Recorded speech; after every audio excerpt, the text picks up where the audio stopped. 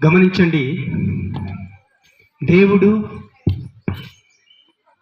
ఈ ఊరిని ఈ ఊరిలో ఉన్నటువంటి ప్రతి ఒక్కరిని ప్రేమించి మీ కొరకు ఏర్పాటు చేసినటువంటి ఈ సత్య సువార్తను విని నిజమైన మార్గాన్ని ఎన్నుకొని మీరు రక్షణ పొందాలన్నదే దేవుని యొక్క ఆకాంక్ష. దేవుడు ఈ లోకంని ఎంతో ప్రేమించాడు.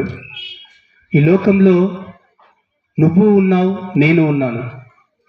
ఈ లోకం నాశనం అయిపోవడం దేవునికి ఇష్టం లేదు. దేవుడు సృష్టినంతటిని తన మాట ద్వారా సృష్టించి మనిషిని మాత్రం తన స్వహస్తాలతో తన స్వారూప్యంలో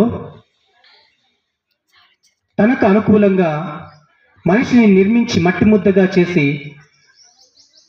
మనిషిని చేసి ఆ నాసికా రంధ్రాల ద్వారా జీవాయువుని ఊదగా ఆ మట్టి ముద్ద మనిషి అయ్యాడు. జీవాత్మను పొందుకొని మనిషి అయ్యాడు. గమనించండి, సూర్యచంద్ర నక్షత్రాలని, భూమి ఆకాశాలను, అందులో ఉన్నటువంటి సమస్తాన్ని నోటి ద్వారా సృష్టించినటువంటి దేవుడు మనిషిని మాత్రం తన స్వహస్తాలతో సృష్టించాడు, తన స్వారూప్యంలో. నువ్వు మనిషి అంటే దేవునికి ఎందుకు అంత ప్రేమ? మనిషి తప్పిపోవడం దేవునికి ఇష్టం లేదు. మనిషి నశించడం దేవునికి ఇష్టం లేదు. కాబట్టే మనిషి తెలుసుకోవాలని, సత్యమైన మార్గాన్ని ఎంచుకోవాలని, తద్వారా తనతో చిరకాలము జీవించాలన్నదే దేవుని యొక్క ఆశ, ఆకాంక్ష. గమనించండి, దేవుడు ఈ లోకానికి 2023 సంవత్సరాల క్రితం మానవ రూపిగా వచ్చాడు. అంతకు ముందే దేవునితో పాటు కుమారుడిగా, తండ్రి కుమార పరిశుద్ధాత్మ ఏకరీతిగా ఉన్నప్పుడు ఈ సృష్టి అంతటినీ దేవునితో ఉన్నటువంటి ఈ కుమారుడు సృష్టి నిర్మించక ముందు నుంచి దేవునితో ఉన్నటువంటి కుమారుడు ఈ లోకంలో పాపం ఎక్కువైపోయి పాపంలో మనిషి నశించి నరకానికి వెళ్ళకూడదని మనిషిని రక్షించడం కోసం ఈ లోకానికి పరిశుద్ధాత్మ దేవుడు తన్ను తాను పరిశుద్ధుడిగా ఈ లోకానికి వచ్చాడు. పురుషుని ఎరుగని స్త్రీ యొక్క గర్భం ద్వారా, మరియా గర్భం ద్వారా ఈ లోకానికి వచ్చినటువంటి దేవుడు ఎంతో పరిశుద్ధుడు. నిన్ను నన్ను రక్షించడం కోసం మానవ రూపిగా ఈ లోకానికి వచ్చాడు. అనేక అద్భుత కార్యాలు చేశాడు. కుంటి వారికి నడకిచ్చాడు, గుడ్డి వారికి చూపించాడు, చెవిటి వారికి వినికిడిచ్చాడు, కుష్టి వారికి రోగం నయం చేశాడు. చనిపోయి 3 రోజులు సమాధిలో ఉన్నటువంటి లాజరును పేరు పెట్టి పిలిచాడు, లాజరు బయటికి రా అని. ఆ మాటలో ఉన్నటువంటి పవర్, సమాధిలో 3 రోజులు కుళ్ళిపోయినటువంటి శవాన్ని సైతం బ్రతికి తీసుకొచ్చేలా అటువంటి పవర్ దేవుని యొక్క మాటకుంది. గమనించండి, దేవుడు ఇన్ని అద్భుతాలు చేసింది ఈ లోకంలో మనిషి రూపిగా ఎందుకు వచ్చాడు? సృష్టి అంతటినీ సృష్టించినటువంటి దేవుడు నిన్ను నన్ను రక్షించడం కోసం ఈ లోకానికి మానవ రూపిగా ఎందుకు వచ్చాడు? ఈ లోకంలో అనేక శ్రమలు అనుభవించాడు, అనేక అద్భుత కార్యాలు చేశాడు. నిన్ను నన్ను రక్షించడం కోసం ఈ లోకానికి వస్తే దేవుణ్ణి మనం దోషిగా నిలబెట్టాం.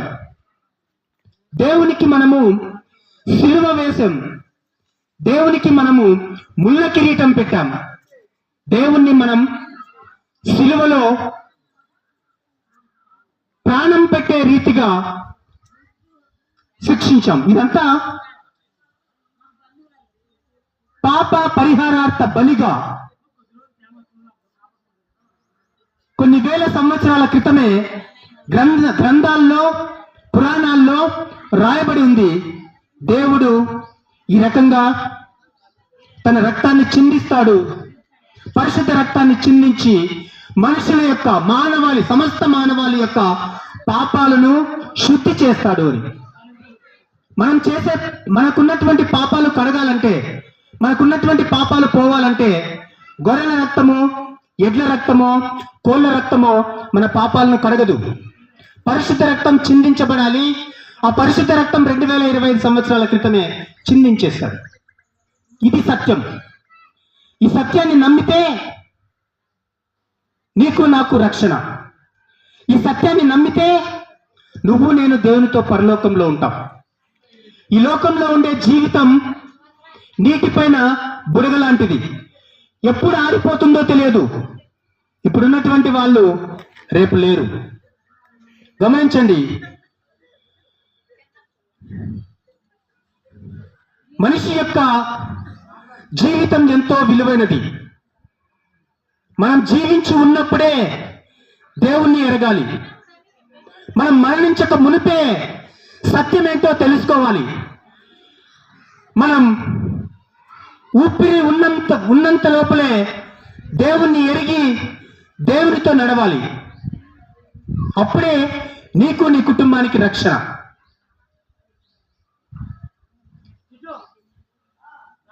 మనిషి మరణించి నరకానికి పోకూడదని ఈ లోకానికి ఈ లోకానికి వచ్చినటువంటి దేవుడు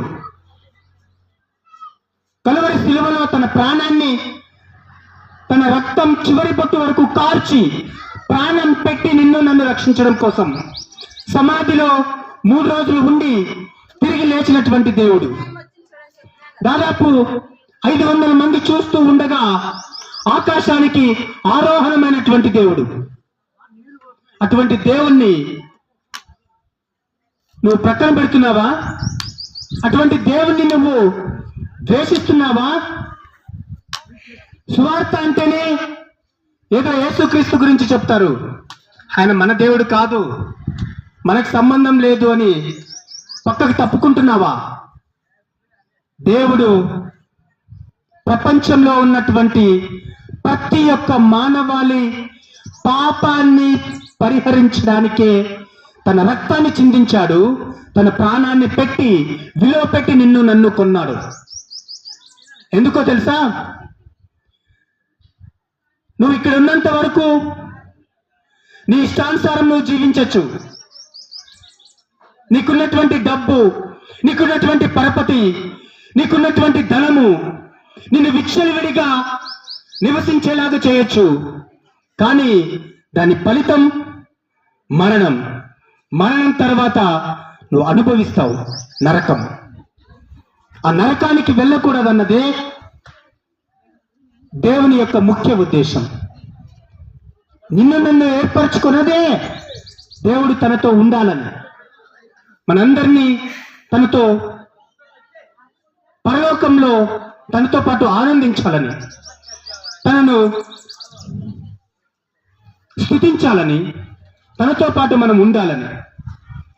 గమనించండి, మా అందరితో పాటు మేము ఎప్పుడు సువార్తకు వచ్చినా మా నాన్న అందరితో పాటు వచ్చేవాడు. ఒక ముసలాయన తెల్ల బట్టలు వేసుకొని బ్యాగ్ పెట్టుకొని కనిపించిండొచ్చు, మీరందరూ చూసిండొచ్చు. నేను ఇక్కడే పోతుకుంట్లో పుట్టి పెరిగిన వాడిని. మా నాన్న తన జీవితం ఏ విధంగా ఉందో, ఎంత పాపిగా ఉన్నాడో అదంతా దేవునికి అనవసరం. కానీ చివరి రోజుల్లో ఎవరితోనూ ఒక సేవ చేయించకుండా రాత్రి మనవరాలతో అందరితో సంతోషంగా మాట్లాడి ఉదయం 3 గంటలకు లేచి ప్రేయర్ చేసుకొని పడక పైన పడుకున్నవాడు లేడు. నేను ఫిజికల్గా మా నాన్నను కోల్పోయి బాధలో ఉండొచ్చు, కానీ దేవుని దగ్గర ఉన్నాడని నిరీక్షణ మాకుంది. అదొకటే సంతోషం మాకు. మా బంధువులుగా ప్రతి ఒక్కరూ నశించి నరకానికి పోకూడదు,